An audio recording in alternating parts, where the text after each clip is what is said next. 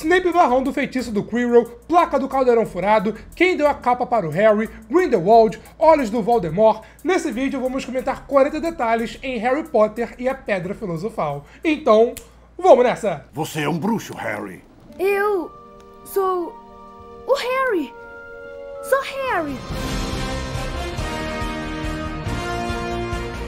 Fala pessoal, eu sou o Pedro e eu só queria dizer que, caso esse vídeo vá bem e vocês gostem, eu farei um vídeo como esse para todos os filmes de Harry Potter. Então, só depende de vocês. Bom, segundo o MDB, a ideia inicial da Warner era fazer um filme de animação para adaptar os livros de Harry Potter, ou fazer um filme só em live action, unindo todos os livros que tinham sido lançados até então, que seria do primeiro até o quarto, O Cálice de Fogo. Eles tinham esse medo por conta dos atores, porque assim, se tivesse qualquer problema nas gravações, as gravações demorassem demais, os atores cresceriam muito de um filme para o outro, o que causaria um efeito muito estranho, como está causando em algumas séries por aí. Só que a J.K. Rowling vetou tudo isso. Ela bateu no pé e falou, não, tem que ser um filme em live action para cada um dos livros. Então a Warner aceitou e deu aval para que 8 filmes fossem produzidos, sendo gravados um após o outro para acompanhar o crescimento do elenco. E foi isso que aconteceu. Falando nisso, a J.K. Rowling teve muito controle criativo aqui nos filmes, especialmente na escolha do elenco. Por exemplo, Rosie O'Donnell e Robbie Williams fizeram campanha para estarem no filme. Eles queriam aparecer mesmo sem ganhar nada, só por estar, em um filme de Harry Potter. A Rosie queria ser a Molly Weasley e o Robin queria ser o Hagrid. Mas a J.K. Rowling recusou nada disso. Ela bateu no pé. Ó, meu elenco só pode ser de atores britânicos, no máximo, atores irlandeses. E agora, por exemplo, tá tendo uma chamada de elenco para a série Harry Potter lá da HBO. E vai ser a mesma coisa, elenco britânico escolhido a dedo pela J.K. Rowling. Falando em escolher a dedo, a J.K. Rowling escolheu a dedo o Robbie Coltrane para ser o Hagrid, a Meg Smith para ser a professora Minerva e o Alan Rickman para ser o Snape. E claro, ela esteve no processo para escolher o trio. Bom, vimos o Harry acordando no seu quartinho. A história de como Daniel Radcliffe foi parar em Harry Potter é muito curiosa. O Chris Columbus, o diretor do filme, começou a procurar atores para ser o Harry, tendo em mente o Daniel Radcliffe lá em David Copperfield. Eles até chamaram o Daniel, mas os pais dele recusaram porque não quiseram que ele focasse na atuação e preferiam que ele focasse mais na escola. Mas curiosamente, o produtor e roteirista aqui do filme, o David Heyman, foi ao cinema e na frente dele estavam sentados o Daniel junto com seu pai. Então lá no cinema, ele começou a fazer o pai do Daniel a mudar de ideia, a persuadir ele, o convenceu a fazer o teste e o resto a gente já sabe. Vale a pena dizer que durante a produção dos filmes, o elenco mirim teve tutores ali no set, ou seja, ao mesmo tempo que eles estavam ali trabalhando, fazendo as suas cenas, eles também estavam estudando. Mas é aquela, você estudar no set não é a mesma coisa do que ir pra escola, ter todo o ambiente escolar. Então, também por isso, quando acabou os filmes de Harry Potter, a Emma Watson foi para a faculdade. Ela se formou em literatura inglesa na Universidade de Brown e atualmente está até fazendo mestrado lá em Oxford. Agora, vamos falar dos easter eggs em si. Se vocês repararem, ali na entrada da casa dos Dursley, tem algumas petúnias, o que é uma referência bem legal, já que lá mora a Petúnia Dursley. Quando os Dursley vão levar o Harry para o zoológico, vimos algumas pessoas com roupas verdes saindo da seção dos répteis, o que é uma referência à Casa Sonserina, já que é conhecida pelo verde e também pela sua logo de cobra. Vimos o Harry recebendo cartas e sendo convocado para Hogwarts. O lema de Hogwarts significa: nunca faça cócegas em um dragão adormecido. Tentam mudar o Harry de lugar, mas o Hagrid vai atrás dele para falar que ele foi convocado para Hogwarts. A relação do Daniel com o Ruby foi sempre muito legal ao longo dos filmes. O Daniel, inclusive, até postou uma carta quando o Ruby faleceu. E uma curiosidade até que engraçada é que nas gravações aqui desse filme, o Daniel colocou o telefone do Ruby em turco, só pra dar aquela sacaneada, sabe? E o coitado sofreu pra colocar, de volta em inglês. Harry e Hagrid vão para o caldeirão furado. Um detalhe bem legal é que, inicialmente, pra enganar os trouxas, pros trouxas não saberem o que tem lá dentro, a placa do caldeirão furado só fica visível quando Harry e Hagrid, 2 bruxos, se aproximam da entrada. Esse detalhe, cara, é muito legal, mas só não é mais legal do que o seu like aqui nesse vídeo. E se você é novo aqui no Good Nerd, se inscreva aqui embaixo e ativa o sininho pra ajudar o canal a bater a marca de 300 mil inscritos. E confia, eu tenho certeza que você vai gostar do conteúdo. Quando eles chegam no beco diagonal, vimos alguns manequins usando roupas de quadribol. Esse aí é o uniforme do Chudley Cannons, que é o time de quadribol do Ron. E o Ron, inclusive, tem uma flâmula desse time lá no seu quarto. E esse aí é do Kenny Custers. E na parede temos as flâmulas dos times Plodermere United, Montrose Magpies e Battle Castle Bats. Quando o Harry vai comprar sua varinha, vimos ali na mesa um livro aberto com vários símbolos. Esses são símbolos que estão nas caixas da varinha, pra meio que ajudar a identificar qual varinha é de que tipo. Logo depois, o Hagrid conta para o Harry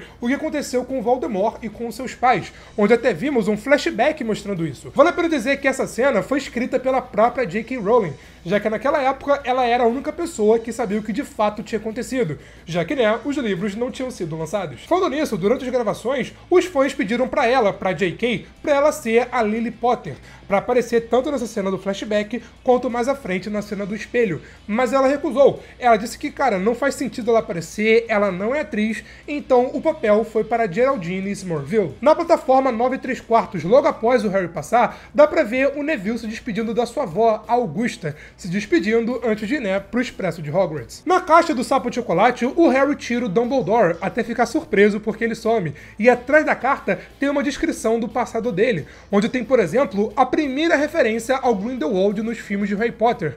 A gente descobre, nos outros filmes, com mais detalhes, que ele tem um passado ali com Dumbledore, que foi explorado, em Animais Fantásticos. Essa cena, onde temos a lateral da carta, só aparece na versão estendida, mas ainda assim conta como curiosidade. Quando eles chegam na estação de Hogsmeade, dá pra ver o nome Hogsmeade ali no banco. Esse é um detalhe interessante porque a palavra Hogsmeade só é falada propriamente dita só nos próximos filmes de Harry Potter, se eu não me engano, ou no Ordem da Fênix ou no Enigma do Príncipe. Mas aqui, Hogsmeade aparece ali no canto como easter egg. Agora, quando vimos o Hagrid levando os alunos ali de barquinho para Hogwarts, toca o clássico tema de Harry Potter composto pelo John Williams, o tan taran tan tan tan tan taran tan tan tan. E aqui, a série Harry Potter está sendo produzida pelo HBO. Vocês acham que é uma boa ideia eles fazerem uma nova música tema para a série Harry Potter, ou seria melhor e mais inteligente manter a música original lá do John Williams? Eu sou a favor de manter a música tema, a música clássica, talvez junto com Star Wars, é uma das músicas mais clássicas do cinema, porque, em time que tá ganhando, não se mexe. Eles chegam em Hogwarts que é a maior escola de magia. E a Hogwarts da tecnologia é a Alura, que é a maior escola de tecnologia do Brasil. E se em Hogwarts você aprende tudo de magia, na Alura você aprende tudo sobre tecnologia. Quando eu digo tudo, é tudo mesmo. Na Alura você encontra uma variedade de cursos, por exemplo, sobre programação, sobre data science, que são duas áreas que têm crescido muito nos últimos anos e gerado muitos empregos. Tem a escola de UX e Design, que te ensina a como editar um vídeo, uma foto, a fazer animações em 3D, a escola de inovação e gestão, que, por exemplo, te ensina marketing digital e muito mais. São várias escolas com milhares de cursos. E assim como Harry, Ron e Hermione são iniciantes na magia, se você, por exemplo, foi iniciante na programação, no data science, na IA, na inovação e gestão, no design, na Alura você encontra cursos desde o nível mais básico para você que está começando, de fato, dar aquele start no nível mais intermediário até, de fato, o mais avançado. Aí, quando você acaba, você vira o Dumbledore da programação. Isso vale para todas as escolas da Alura. Tudo você encontra no nível básico, intermediário e o mais avançado para ser, de fato, o especialista. E o mais legal é que com apenas uma matrícula, você tem acesso a todas as escolas e todos os cursos dentro da Alura. E a única coisa que você precisa escolher é qual curso começar primeiro. Além disso, tem mais coisa, se liga só. Você ganha um certificado de conclusão ao final de cada curso, um certificado que é bem aceito no mercado. Você tem um portfólio, porque você estuda na prática e quando acaba tem o que mostrar para as empresas. Tem mentorias especializadas, comunidade exclusiva, e se o seu plano for o Pro ou Ultra, você tem acesso, por exemplo, à Lure, que é a da Alura, que vai estar ali para tirar todas as suas dúvidas e te ajudar nos seus estudos, e também acesso à Lura Língua, com cursos de inglês e espanhol. Para melhorar ainda mais, clicando aqui no primeiro link na descrição ou escaneando o QR Code, você ganha 15% de desconto em todos os 3 planos da Alura. Então, assim como o Trio de Ouro está começando agora a estudar magia, você pode começar agora a estudar tecnologia com a Alura. Logo quando o Harry chega em Hogwarts, o chato do Draco Malfoy vai lá encher o saco dele, chamando ele para o seu grupinho da maldade. Frodo Luthor Felton, cara, é muito curioso. Ele não tinha lido nada de Harry Potter até fazer o teste. Aí quando chegou no teste, quando perguntaram para ele qual era a sua parte favorita dos livros, ele disse a parte em Gringotts, que foi a mesma coisa que o ator anterior para ele disse para o Chris Columbus. O Chris Columbus, que é o diretor, né, que estava ali selecionando o elenco, achou isso engraçado e acabou que isso, de certa forma, o ajudou a conseguir ser o Draco Malfoy. Aliás, cara, revendo aqui Harry Potter, o Draco é muito chato. Cara, ele é muito chato. E pior ainda, quando o Tom Felton saiu de Harry Potter e foi fazer outros filmes, como por exemplo, o Planeta dos Macacos, A Origem, o bicho é pior ainda. Cara, sério, Tom Felton, você é uma pessoa maravilhosa, mas os personagens que você faz, meu Deus, é um mais chato que o outro. No salão principal, o Harry reclama ali que a sua cicatriz está doendo. Isso acontece quando o Snape olha para ele. Em vários momentos aqui no filme, como por exemplo na partida de quadribol, o filme propositalmente dá a entender que o Snape é o vilão, pra, né, manter o suspense e ter o plot twist no final. Mas na verdade, o Harry sentiu dor nessa cena porque o Quirrell estava de costas olhando para ele. Ou seja, era o Voldemort olhando para o Harry. Falando no Snape, como eu disse antes, né, o Alan Rickman foi escolhido a dedo pela J.K. Rowling. Mas não apenas isso. A J.K. contou para ele detalhes cruciais sobre o seu personagem, como a verdadeira motivação do Snape, a relação dele com a Lily, que ele era um agente duplo, o que significava a palavra sempre. Ou seja, o Alan Rickman foi a primeira pessoa do mundo a saber tudo isso, sem contar, né, a J.K. Rowling. Nessa mesma cena, temos o Chapéu Seletor escolhendo o trio para a Grifinória. Um detalhe legal é que quando eles chegam, as gravatas são pretas com o brasão de Hogwarts, mas depois que eles descobrem as suas casas, cada um fica com a sua gravata, e o trio, por exemplo, fica com as gravatas lá da Grifinória. Eu já fiz o teste várias vezes e sempre dá lufa-lufa, então eu acho que eu sou lufano. E você? Já fez o teste? Me conta aqui nos comentários qual é a sua casa. No jantar, conhecemos os fantasmas. Nick quase sem cabeça, Barão Sangrento, Flay Gorducho e, por último, a Dama Cinzenta. Falando em fantasmas, um fantasma que foi cortado dos filmes de Harry Potter foi o Pirraça. O Pirraça é um poltergeist que só aparece nos livros e toda vez que ele aparece, ele é insuportável, causa algum problema, todo mundo odeia ele, alunos, professores, especialmente o Flint, e ele só respeita o Dumbledore e o Barão Sangrento. Agora com a série, como, né, vai ter muito mais tempo para tudo ser desenvolvido, com calma, daquele jeitinho, né, talvez, quer dizer, eu acho muito provável o Pirraça aparecer. Quando os alunos estão subindo para o dormitório, temos vários quadros na parede. Aqui no canto tem um quadro da Ana Bolena. Ela foi a primeira esposa do rei Henrique VIII da Inglaterra, que foi presa e condenada à morte por bruxaria e também por mais algumas coisas. Nesse quadro temos a Elizabeth Burke, uma antiga diretora de Hogwarts. E é curioso esses dois quadros estarem perto um do outro, já que o nome da filha da Ana Bolena foi Elizabeth. E esse quadro de uma menina fazendo reverência, né, fazendo reverência com vestido, é uma homenagem à filha do Chris Columbus. Ron e Harry chegam atrasados para a aula da Minerva. Vimos inclusive eles correndo pelos corredores. Mas antes, nesse plano aberto, dá pra ver eles correndo lá no fundo, lá na ponte. Tem que dar muito zoom, mas dá pra ver eles correndo. Logo depois, todo mundo recebe alguma coisa e o Neville recebe um lembrol, que fica vermelho. Ou seja, ele esqueceu alguma coisa, mas ele não sabe o que ele esqueceu.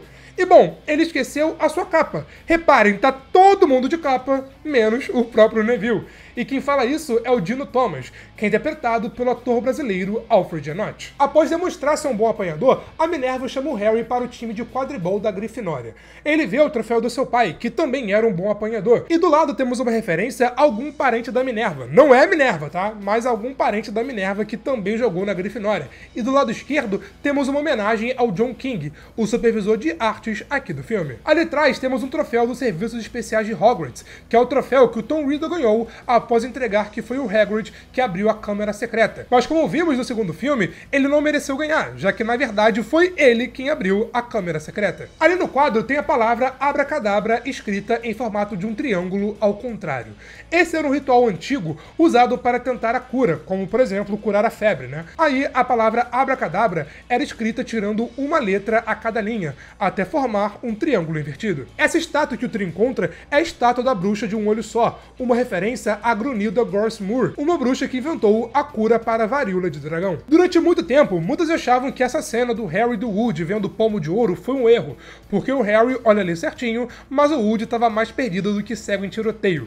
Mas não foi um erro. A ideia dessa cena é para mostrar o como o Harry era perfeito para ser um apanhador, né? Já que o Harry consegue ver ali o pomo de ouro se movimentando, enquanto o Woody, por ser um goleiro e por não ter esse dom, estava mais perdido, como eu disse, do que cego em tiroteio. Depois, o trio vai para a aula do Flitwick, onde eles aprendem o Wingardium Leviosa. É Leviosa e não Leviosa. faz você então. O Flitwick foi interpretado pelo ator Warwick Davis, que fez o Duende, Willow. No jogo de quadribol, a Hermione suspeita que era o Snape ali atrapalhando o Harry, mas reparem nessa cena antes do zoom ali do binóculos. Não era ele, né? Era o Quirrell. O Quirrell tá fazendo tudo isso, enquanto o Snape, na verdade, tava lançando um feitiço pra tentar barrar o feitiço do Quirrell. E depois, na biblioteca, o Snape confronta o Quirrell justamente por conta disso. E cara, eu já vi esse filme várias vezes, e só agora, revendo com atenção pra montar esse vídeo, eu reparei nisso. Quando o trio tá conversando com o Hagrid, o cachecol deles fala muito da personalidade de cada um. O da Hermione, perfeito como sempre, o do Ron largado, jogado, e o do Harry só jogado pra cima, meio que um meio termo. No Natal, vimos que o Harry recebeu de presente a capa de invisibilidade. O filme não fala, mas quem entregou a capa ali sutilmente para o Harry foi o Dumbledore. O Tiago Potter deu para o Dumbledore para no futuro, quando o Harry chegasse em Hogwarts, o Dumbledore desse para o Harry. Ele usa a capa para fugir do Snape e do Quirrell e acaba indo parar em frente ao espelho de Ogezed. A frase estranha que está escrita é: "Eu não mostro o seu rosto, e sim o desejo em seu coração". Não dá para ler nem em inglês, porque a frase está escrita ao contrário. Aproveitando que logo depois temos uma cena de conversa entre o Harry e o Dumbledore, tem uma curiosidade bem legal sobre os dois, né, por conta do set. Nesse dia, o Richard Harris estava com dificuldades para lembrar suas falas, então mesmo não precisando, o Daniel pediu para ele o ajudar com as suas falas, porque aí o Richard também iria treinar com as suas falas. Na cena do trio na biblioteca, dá para ver lá em cima na janela o símbolo de Oxford, já que essa cena foi gravada na biblioteca de Oxford. Vimos a Norberta nascendo, e ela é uma dragão da raça dorso cristado do norueguês, e dá pra ver no corpo dela que ela tem uma crista no seu dorso, meio que azul e amarela. Na cena da Floresta Proibida, antes do Voldemort aparecer de fato ali com um unicórnio, dá pra ver ele encapuzado passando pelas árvores. E no dia seguinte, quando o trio vai ver o Hagrid, ele tá tocando na sua flauta a música tema de Harry Potter. Avançando um pouco, temos o embate final, Harry Potter contra Quirrell e Voldemort, a luta ali em frente ao espelho de Ogezed. Após fazer o Quirrell virar pó, a lá estala do Thanos, a forma espectral do Voldemort ataca o Harry. Vamos lá, a forma espectral do Voldemort tem os mesmos olhos vermelhos, um detalhe bem legal. E o motivo que fez o Voldemort não morrer com o Quirrell foi por conta das suas Horcruxes, que meio que impedem que o Voldemort morra facilmente. E também por conta do Harry, já que o Harry é um Horcrux. Esse lance de Horcrux só é mais comentado só nos próximos filmes, se eu não me engano, em A Ordem da Fênix ou Enigma do Príncipe, que se vocês quiserem, claro, vai ter um vídeo como esse aqui no canal, então só depende de vocês. Mas antes, aqui eu comento todos os detalhes, um vídeo como esse, sobre Beetlejuice 2. Cara, um filme bem divertido, se você gosta de Harry Potter, cara, você vai adorar esse filme. Enquanto aqui eu comento sobre The Batman, sobre a vingança. Mas foi isso, e eu te vejo na próxima, valeu, falou e fui!